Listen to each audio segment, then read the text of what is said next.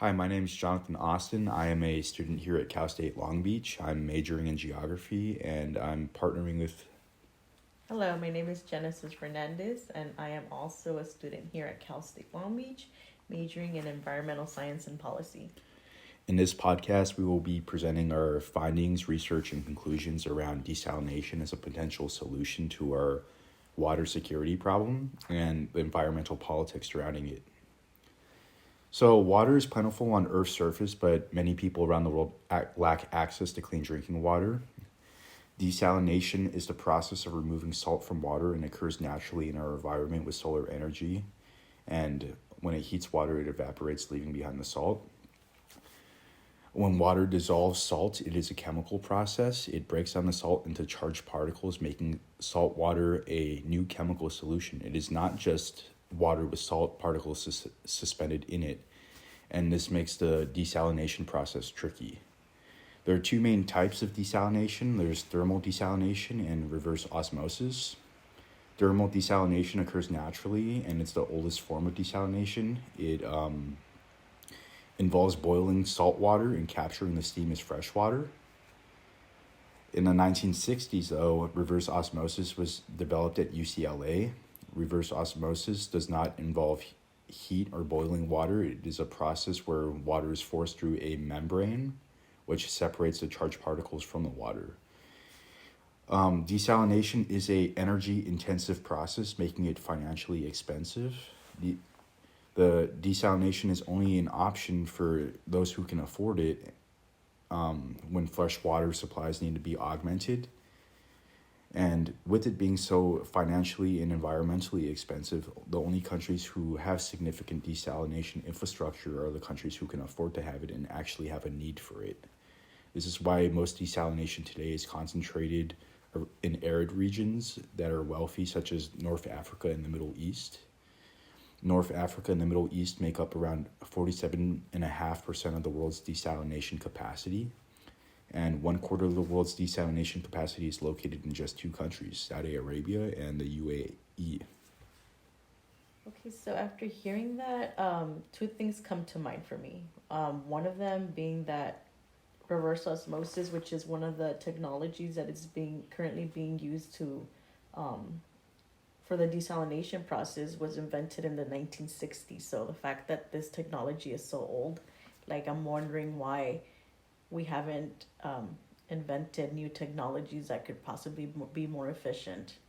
And something else that comes to mind is, as you mentioned earlier, like the people that are mostly using the desalination process are North Africa and the Middle East, which seem to be like wealthier countries. So how would access work for, let's say, other countries that aren't as developed or that don't have the financial resources to access the technology needed for desalination? Yeah, I mean, it's being invented all the way in the 1970s, or 1960s, excuse me. That's definitely a while back. And I do recall in some of our research, there have been like some innovations in desalination technology, Mm-hmm. but the problem with like new technology is that scalability is a big issue. So, Okay. you might be able to do like these new techniques on a smaller scale, Mm-hmm. but it's hard to scale it up to be able to provide for a lot of people and for it to be cost effective as well. So, new technologies are always more expensive. They always get cheaper over time, but Yeah. starting out, they're usually pretty expensive. And yeah, there is an equity issue. All this capacity being located in these two countries, these are some of the richest or countries per capita in the world, Saudi Arabia and the UAE, and they are located in arid areas. Mm-hmm. So obviously they can afford it and they have a need for it. But what about all the other countries that can't afford it, right? Yeah. So there's definitely going to be there's likely a justice issue here because climate change is going to be affecting all these countries, and the ones that are probably going to need this technology the most are the ones that can't afford it. True. Like I think earlier on we were talking about the Maldives, and we mentioned that they probably wouldn't have the financial resources, and also like where would they place, um, like if they use like solar panels or anything for for energy, like where would they place them? Yeah, like They have, Saudi Arabia has so much open space, right? mm-hmm. And they have the money to spend on it. So yeah, desalination's an attractive option for them, right? But Mm-hmm. Maldives, I'm pretty sure their GDP is relatively low compared to Saudi Arabia, and they have limited space, just being an island country. So Plus, their island is disappearing. I yeah, remember a while back I watched a documentary about them, and that's like one important issue that their president is talking about, that their island is disappearing. So, I mean, I can just imagine in the future they don't have enough space as it is now. Like, where are they gonna implement any solar panels? Let's say. You yeah, know? you don't want to invest a couple $1 billion into an infrastructure project just for it to be underwater in a couple years, right? Plus, also a country like the Maldives is very dependent on tourism, right? Mm-hmm. So they're gonna place a very high value on ecosystems and stuff. So desalination might not be that attractive of an option for them, Oh right? yes. Because it could harm their coral reefs and whatnot. I mean, it tends to create death zones. So, Yeah, I mean, obviously, if they're attracting people and people want to come and see the beauty, you know, so they might not want to have any death zones. So, speaking about death zones, there are also other problems associated with desalination, which include energy usage, environmental impacts, and economic costs. We are experiencing a changing climate as seen with our local drought here in California, while our water needs are increasing. Proponents of desalination argue that water infrastructure takes time to build and it is an investment in our future. They argue that if we do not build it now, it will not be there as an option when we need it. It can make our communities more resilient with a changing and unpredictable climate. Opponents of desalination argue that desalination is extremely energy intensive, is very financially expensive, and has significant environmental impacts, creating ecological debts that are not fully understood. They argue that alternatives should be considered and implemented before investment in desalination. There is research that supports opponents of desalination. Desalination can be considered structural mitigation, and studies have shown that non structural mitigation is much more cost effective. Non structural mitigation has been shown to pay high future dividends, with every $1 spent saving $4 to $7 in future responses. Desalination's excessive costs can be attributed to its high energy usage. As mentioned previously, salt water is a completely new chemical solution compared to fresh water. Salts are dissolved in water because the covalent bond of H2O are stronger than the ionic bonds of salt. H2O is a polar molecule with one side being positively charged and the other side negatively charged. Once the salt ions are dissolved in the water, they impact the orientation of water molecules, with the negative side of the water molecule being pulled towards positive ions and vice versa for the positive side. This molecular tug of war makes separating the molecules challenging and energy intensive, therefore costing a lot of money. The prohibitive cost of desalination has been the greatest challenge in implementation, with the environment coming in second. Alternatives that are much less expensive and energy intensive are available. Green infrastructure is one such example, with most of our community surfaces being impermeable. Most of our rainwater does not make it into aquifers. Building, building out green infrastructure and increasing permeability of surfaces not only increases our water resources but also makes our communities more resilient to hazards such as drought or flooding. all right. Touching on the cost of structural and non-structural mitigation, we know that non-structural mitigation is very cost effective, like making the surface more permeable, creating green spaces, restoring ecosystems. I just One thing that popped in my head when you were just talking about that was that these desalination projects are very expensive. They can cost around $1 billion for some of these plants, and whenever we hear about like ecosystem restoration or landscape restoration, usually like even projects on the federal level that are very vast, they only have like at most like 100 million or a couple 100 million in the fund for ecosystem restoration. So if we were to take the money that would have been spent on desalination, $1 billion, just think about how much ecosystem restoration that can do. And creating green spaces in communities, like we can start to recharge the groundwater with making the surface more permeable, right? And it could create a positive feedback where it would like lower the heat island effect. It would recharge the ground aquifers, and with less heat, it would lower evaporation rates, creating less need of water. Not to mention that access to green spaces provide public health benefits. There's a strong correlation between public health and access to green spaces. And also, like, not just like physical health, but also mental health. You know, like I would think that someone would prefer to go out and see maybe like a green landscape or see something beautiful as opposed to seeing like a bunch of like what would call it like smokestacks or something like that. Yeah. Or pipes or yeah.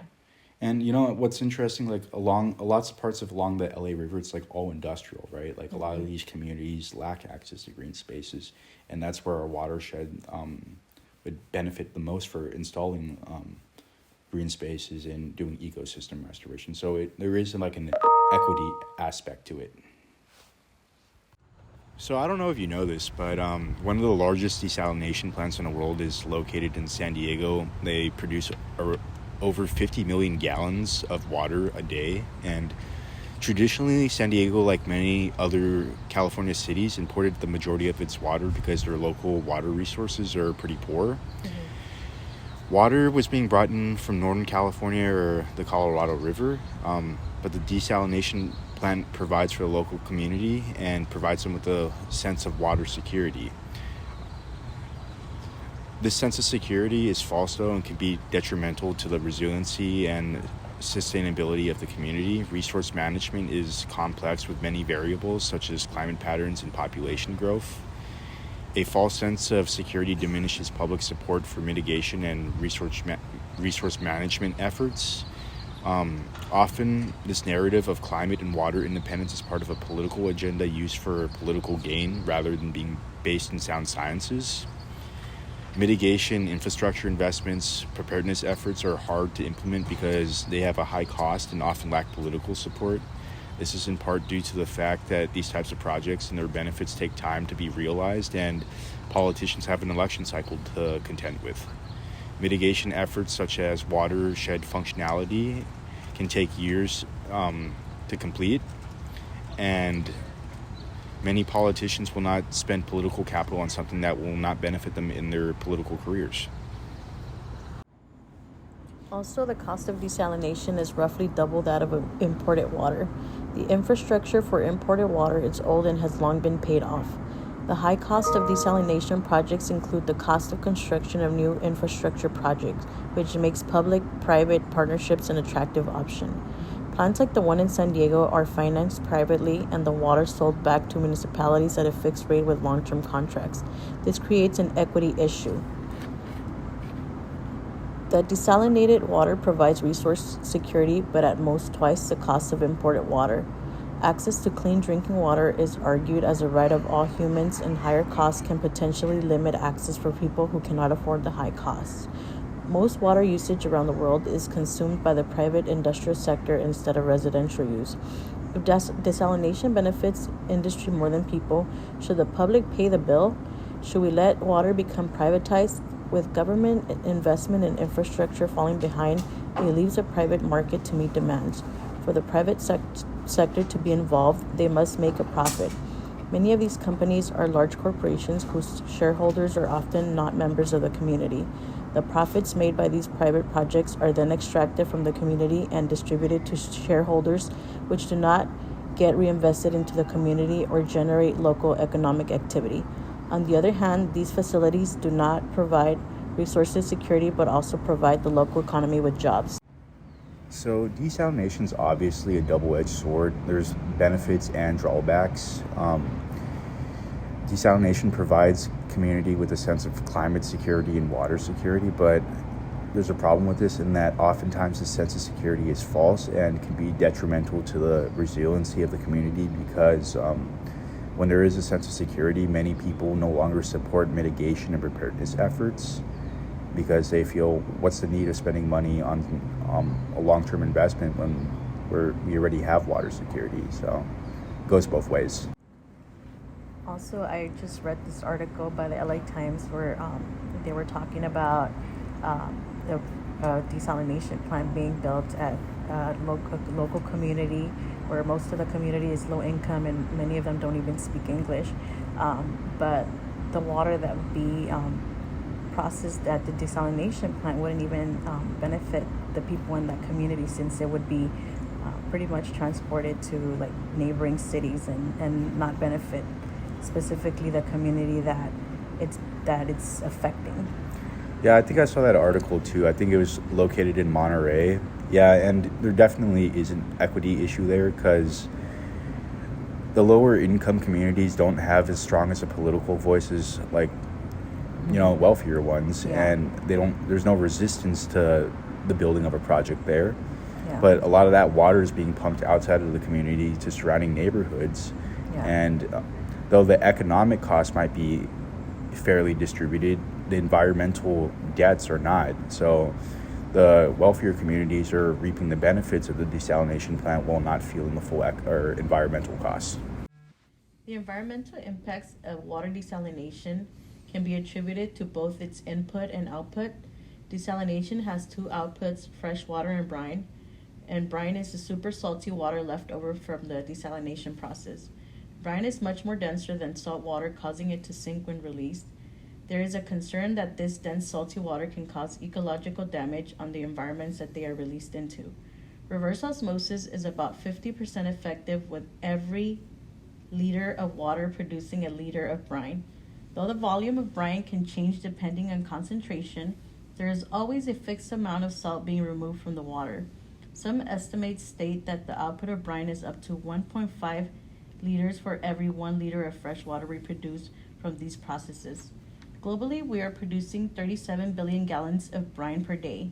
Not only is output potentially harmful, but desalination plants also intake a significant amount of water, potentially harming ecosystems and local wildlife.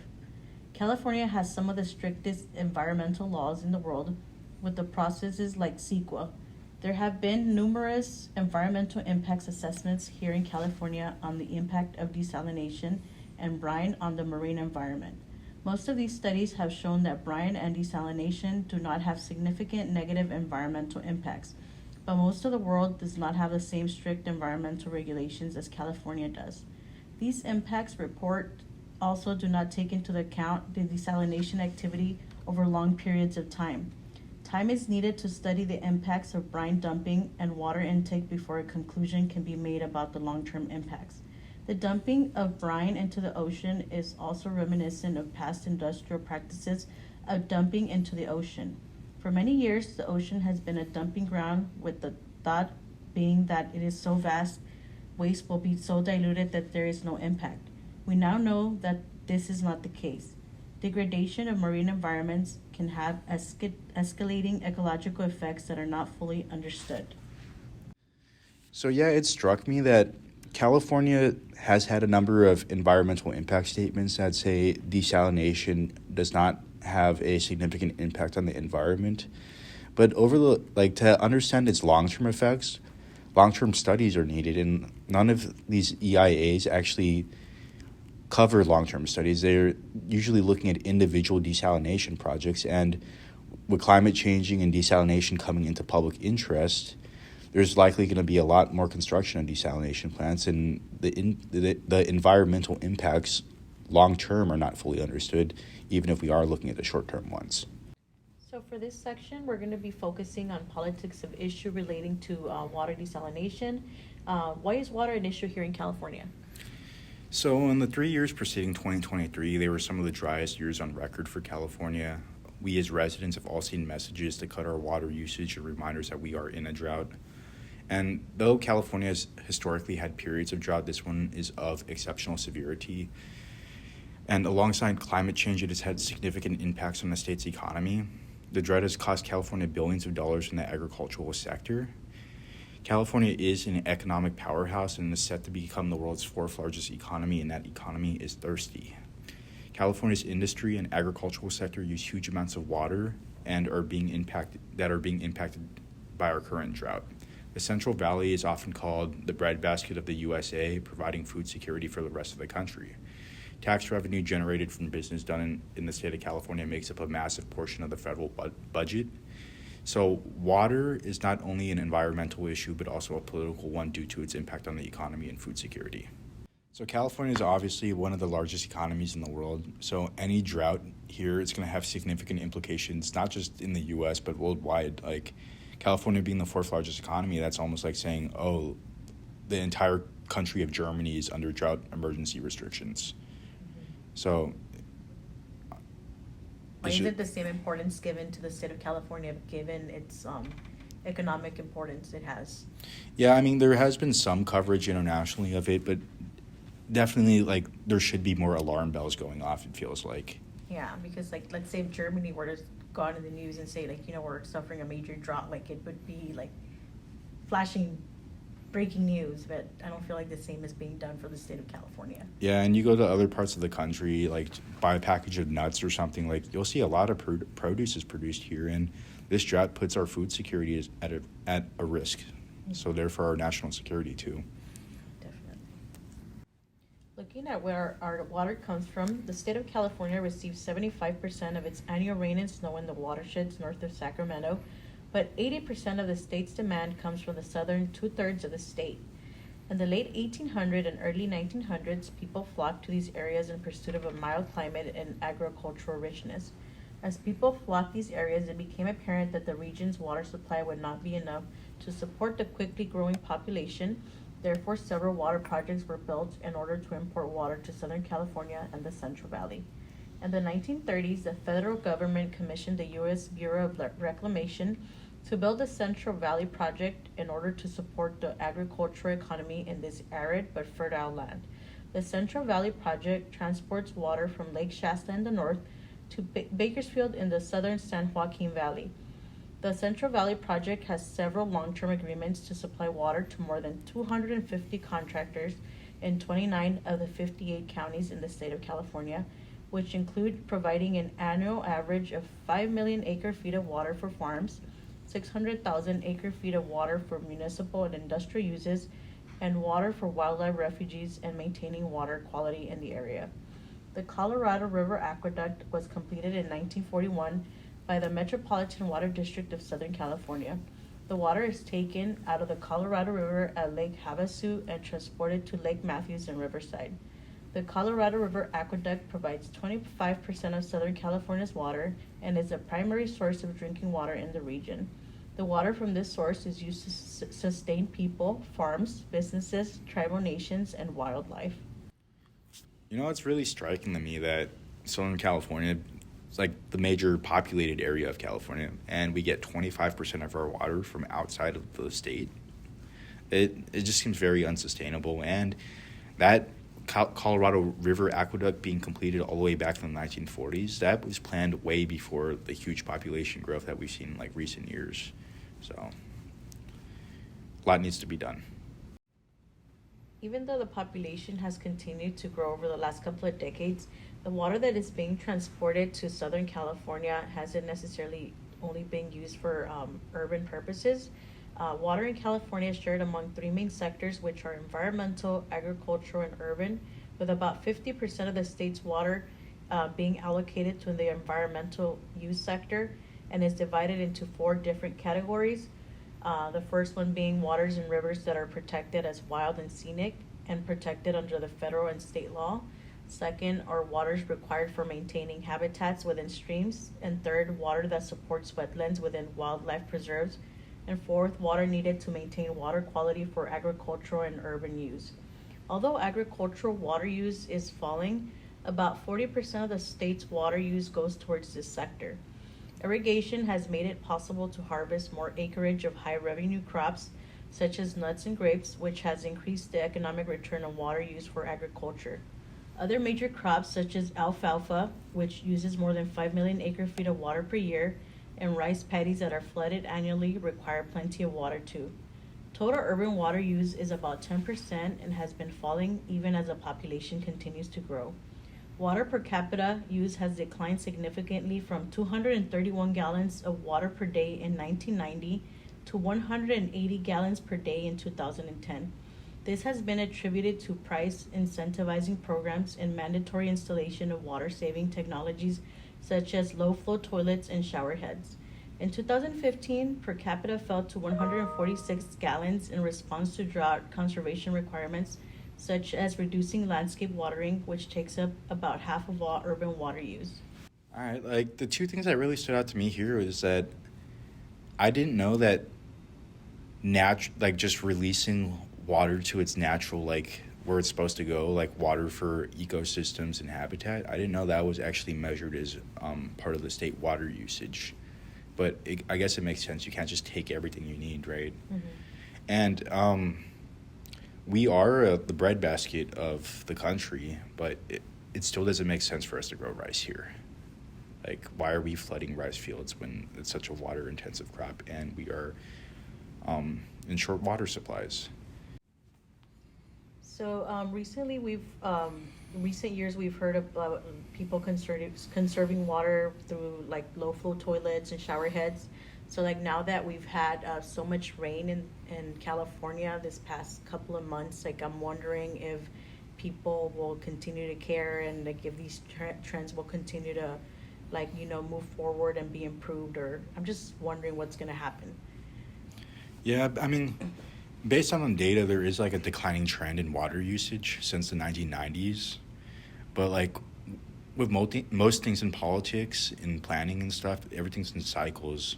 So when an incident freshly happens, it's fresh in everybody's minds. Everybody cares about it. It's easy to get support for mitigation and preparedness programs. Mm-hmm. But once they're in distant memories, it's hard to get that public support. And we just had a wet season, like you said, and it'll be interesting to see if this trend continues. And honestly, like I've been seeing like a lot of articles, and like most of them are talking about like, oh, how such and such lake is full after being pretty much empty for so many years. So I'm thinking that that's gonna affect the way people view this subject of conserving water. So I think it might like kind of backfire and Yeah, I mean, we've seen a lot in the news, like about, I think it's Tulare Lake in mm-hmm. the Central Valley that's completely flooded. Mm-hmm. It's that ancient lake in California that hasn't existed in a while, and now it's there and bigger than ever, right? But at the same time, we got all this rain here in California. Colorado didn't get any rain. The Colorado River isn't flowing much higher. Yeah. And as we previously stated, that's a significant amount of water to the Southern California region. So, I mean, there could be this false sense of security that we get from all this coverage of all the water damage and the storm problems that we've been having. But at the same time, our water security isn't much better. Looking at a case study here in California, in October of 2022, California state regulators approved the Doheny Ocean Desalination Project. The project was projected to cost $140 million and be able to provide up to 5 million gallons of fresh water for local communities. The project was located in Orange County and was approved by the California Coastal Commission with a unanimous vote 11-0. The California Coastal Commission's mission statement is to protect and enhance California's coast, and this unanimous vote is reflective of the need and political support behind desalination as a way to provide water security for Californians.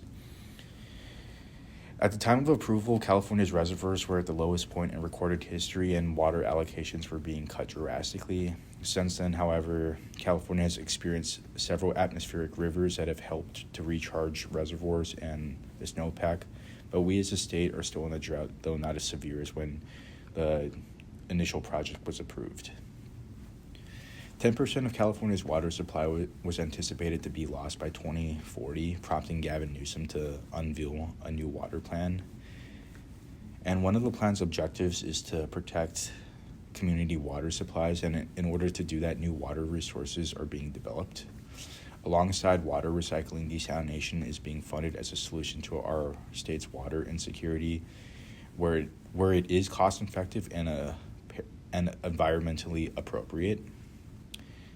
The state regulators rejected a $1.4 billion desalination plant in nearby Huntington Beach because of the environmental impact on the marine ecology and concerns with rising sea level and flooding. They approved the Duhini project, which was much smaller, having lower cost and less of an environmental impact. Having a smaller desalination plant in areas where they are needed and have less of an environmental impact can be much more effective than having large desalination plants that serve a large area. Smaller projects require less infrastructure investment compared to larger projects and can be much more flexible in location.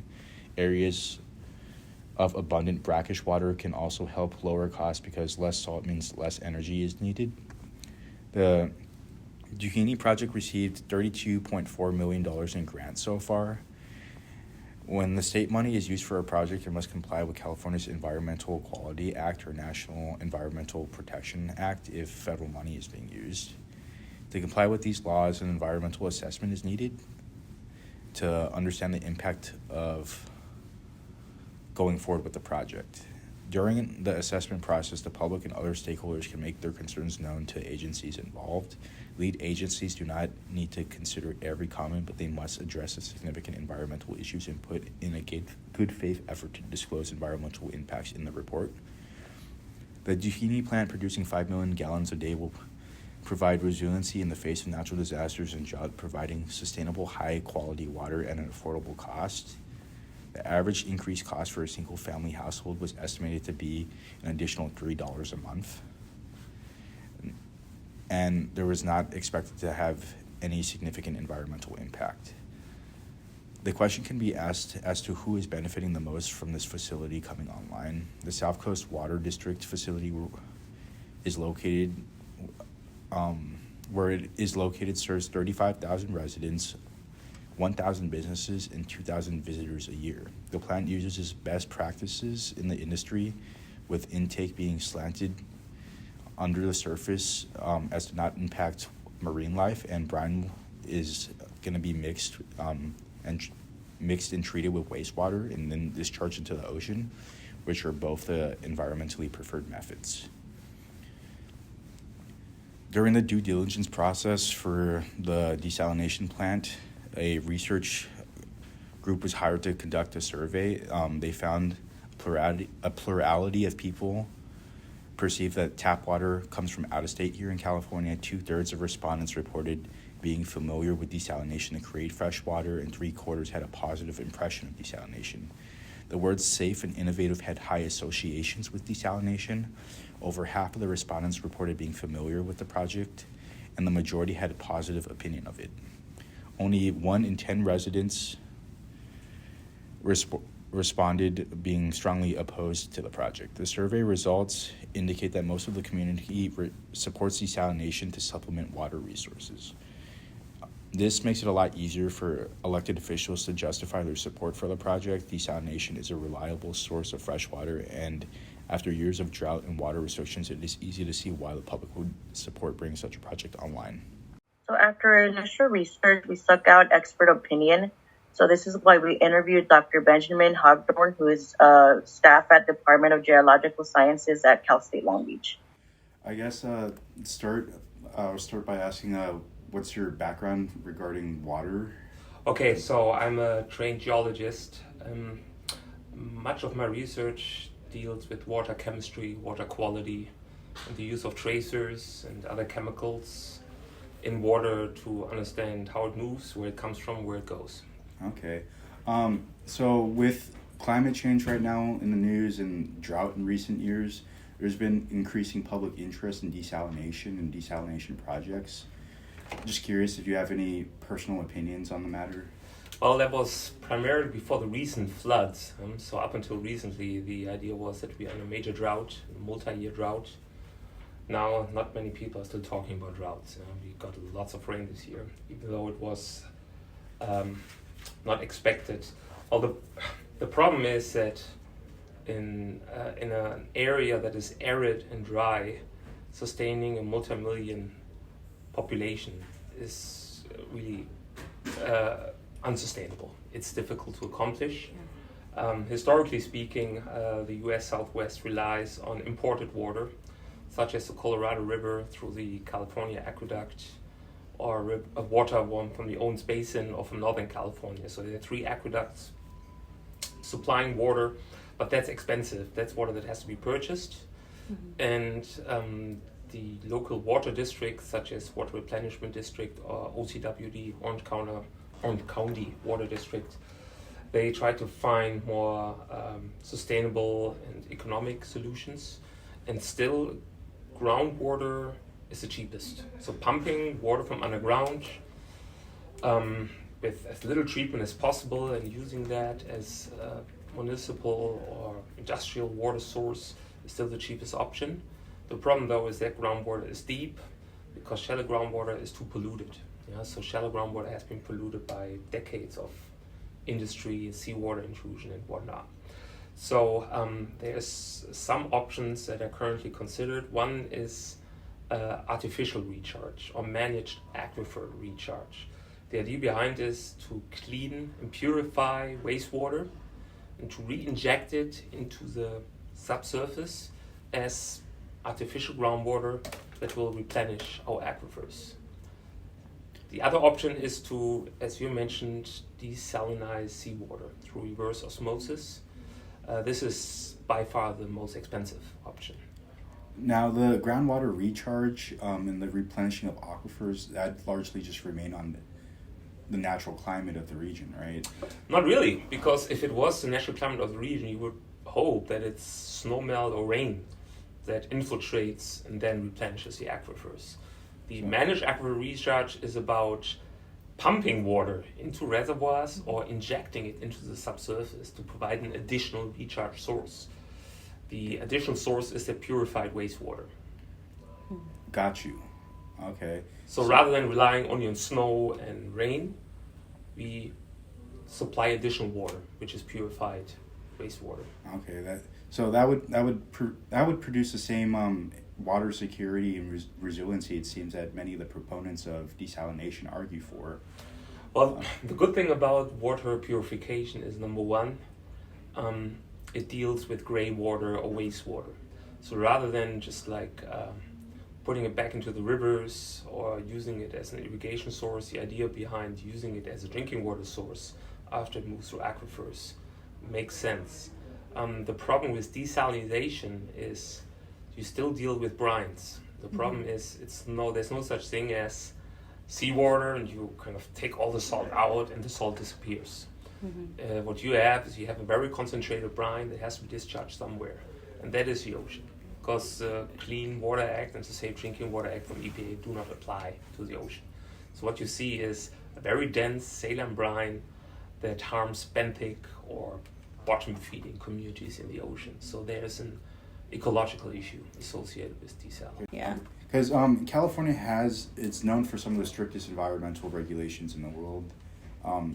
From our preliminary research, we've seen that there have been a number of EIAs done on desalination projects, but all of them finding no significant impact. I'm curious though, all the long-term impacts need long-term data, right? Yeah.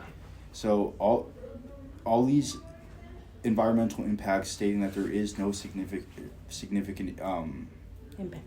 there's no significant impact is based on just one desalination plant and For a short period of time. over short periods of time. So do you know of any research going on about Yeah, so there's research especially conducted in the Arabian part of the world, so areas like Dubai, Qatar, they have relied on desal for quite a bit because there's places that are even more arid than California and very populated. But this is where we just know that we deal with those brines that harm benthic communities. Now the problem as it relates to environmental impact is there's usually lacking baseline data. So it's not that people collect data ahead of development to compare it to post-development. Usually something happens and then, oh my God, what have we done? You may recall the fracking discussion, about methane in drinking water, and you could light up your water because of natural gas. And people talked about water pollution associated with fracking because, there were some pollutants found in drinking water, but there is not much baseline data ahead of fracking. So maybe those pollutants have always been there. We just don't know. Got you. So the issue is if you go back in time to deal with the very sparse data set. Now, with that being said, still the whole Los Angeles metropolitan area is facing severe water supply issues because what we know is that the climate will not become drier or wetter, it will become more extreme. And the way that the city is built and developed, it really minimizes infiltration. We are in a concrete jungle, and much of the rain that we got recently is in the ocean now. Yeah. It's just routed through those channels called rivers. They're not rivers anymore. And that really doesn't help us much because by the fall we'll have drought conditions again due to the loss of that water. And it's not only water supply that's an issue, it's also antecedent moisture and fire risks. Not having that water circulate and infiltrate soils and generating this pulse of recharge really enhances fire risks, and it's just a shame that we're not able to capture that. Got you. And regarding the brine issue, is that largely because, I mean, we're not adding technically more salt, it's the same salt that we're getting out, so the issue is just concentrated in such a small area? It's like a coffee filtrate. You know, when you make your coffee and you push the coffee through the filter, you have some disgusting stuff left over. The same applies to reverse osmosis. It's a very fancy term for filtering seawater. You need a lot of energy, by the way. Yeah, so that is something that we have to pay, and that's probably something that the climate will experience with CO2 emissions. And you have to deal with the filtrate. Now, the coffee filter, you flush it down the sink or throw it in the trash. Or what do you do with like millions of acre feet of brine water? Not an easy. You cannot irrigate, you cannot drink it. It's not a fertilizer, you know, like all that stuff that treatment facilities get, you know, when they deal with like sanitary issues. It's just something that nobody wants to deal with. And I've worked in studies in Hawaii where they did wastewater injection. So the hope was you just inject it into the subsurface and hope it will disappear. But what happens is the corals all of a sudden became bleached and they had algae blooms in the ocean because all of that waste made it into the ocean and harmed the ecosystems. Now you may say, who the heck cares about ecosystems? That's just some seals die, whatever. You know, it's not that we fish anyways.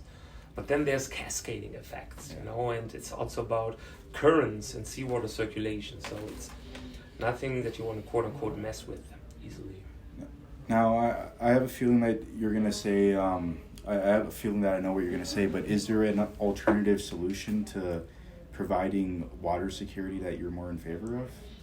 I would say it's a tough question. I like the idea of managed aquifer recharge. I also think land use should be reevaluated. The issue is not the land, the issue is the cost of land. We cannot even set up a public transport system because property is just too expensive. And think about properties just to have basins for water to infiltrate. It just costs too much money. People don't want to get rid of their land. So given that the Colorado River is also drying out, given that nobody in Northern California likes us because of the imported water, I think the idea of managed aquifer recharge is a valid one. So purifying wastewater, that's what the Orange County Water District does, and pumping the purified water into the subsurface seems like a good circulatory, sustainable system. Now, I'm not sure if it's enough to sustain a population that's still growing. But my hunch is economical realities will keep the population growth in check. I mean, people are just moving away. It's too expensive to live here. So at some point, we reach the carrying capacity. Would you say that the political support or the rhetoric around desalination now by the politicians, and it's like it's been unveiled as a major part of Gavin Newsom's water plan, do you think that's just to provide the public with a sense of water security, to make it feel like that we are in control? I think the good and the bad thing is there's a lot of people that want to be informed, they're really motivated about it, but they confuse facts with political opinion. So a lot of youngsters that are like, I'm interested in sustainability, they are, but they're also interested in affirmation or information. Yeah? So they already have their agenda. And the problem with that is desal is has a strong energy footprint, and it's very expensive. Somebody has to pay for it. And I'm not sure if there's a reliable risk or cost-benefit analysis of sustainable water resources for a multi-million city in a future climatic scenario. Like, how can you do that? We don't know what the climate will be exactly. I know that the Central Valley, they got a lot of water, and their impervious surfaces is not a problem. So who knows, maybe there will be new pipelines coming in from the Sierras to kind of supply snow melt to LA. Maybe the Colorado is going to fill up. Who knows how much this recent winter storm kind of helped kind of replenish water resources. But I'm always wary about political agendas that put these kind of technologies that are really gray and complicated on the forefront, because I doubt Governor Newsom knows all about it. Probably more though than some of his political adversaries, but it's dangerous, because people just use these terms and all of a sudden, kind of like spirits fly high. With a changing climate, many people around the world are facing water insecurity. This is evident in California with rice fields becoming fallow, the Hoover Dam not being able to generate electrical power because of lower water levels, and the toxic dust threatening public health being blown up from the dry shores of the Salton Sea. It is estimated that 30% of the world will face water insecurity by 2025, and things are only likely to get worse with changing climate patterns. The Colorado River supplies millions of people with fresh water, irrigates agriculture, and supports a quarter of our country's economy, which is projected to lose half of its flow within the next 80 years. Drought is not just limited to California or the states on the Colorado, but a threat to the whole country, with serious proposals exploring the feasibility of building a pipeline across the country to serve water needs. Drought and elevated temperatures usually go hand in hand, straining water supplies. Drought lowers water supply with more impact from evaporation and less of a snowpack. Increased temperatures also increase demand for water and increase evaporation. With current trends, some experts are stating that better groundwater management and water reuse will not be enough to supply California water needs, and agriculture is at risk in the western U.S. One solution being championed is desalination. Today, there are roughly 18,000 desalination plants across the world, producing about 1% of the world's freshwater supply. Most of these plants are in areas with high water insecurity that can afford the high cost of desalination, such as Northern Africa, Australia, and the Middle East.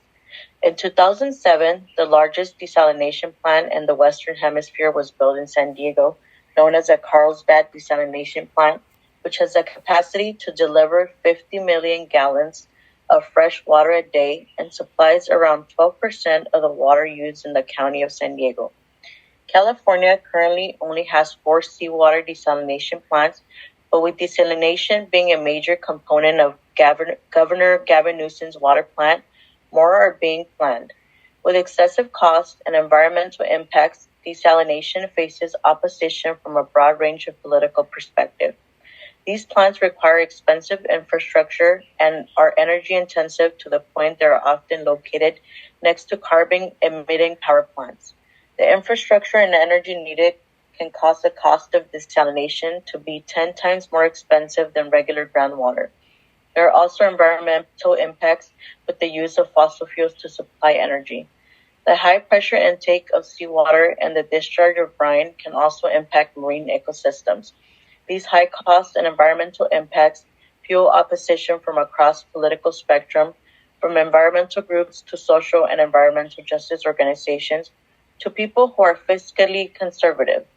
Supporters of desalination argue that this political resistance overlooks the need for desalination without considering the more dire options facing the state and the likelihood of innovation in desalination technology. They point out that carbon-neutral desalination is possible, with Saudi Arabia building a massive solar project to provide energy for one of their major desalination plants. Due to its high cost, energy intensiveness, and overall ecological footprint, Most environmental advocates view desalination as a last resort for providing fresh water to the current population. Environmental groups such as the Sierra Club have advocated against the construction of desalination plants, such as the one that was proposed by Poseidon Water in the city of Huntington Beach. Poseidon would have used open ocean intake pipes which suck in and kill billions of fish eggs, adult fish, along with many other marine animals. Not only is desalination harmful to the environment when taking in water, but also when expelling brine, which is a discharge produced from desalination process. Brine is harmful to the environment because the high concentrations of salinity can disrupt natural salinity balances and cause environmental damage to sensitive marshes or fisheries. Not only does brine contain high concentrations of salinity, but can also contain other pollutants such as heavy metals that can bioaccumulate through the food chain.